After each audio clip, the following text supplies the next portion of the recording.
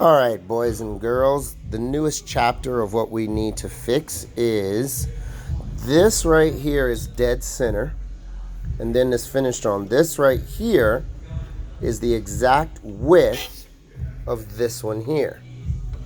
Our issue is if you look straight down the middle of this right here, it about connects to there, which will put it on this side. Well, when you put the fenestron blade into this, unfortunately, it's going to stick out about that much. So we're going to need to add about 15 to 20 millimeters of material coming out here. So that's not a lot. You know, we're only talking maybe that far. But anyway, plus it already is going in, and it'll definitely make everything better.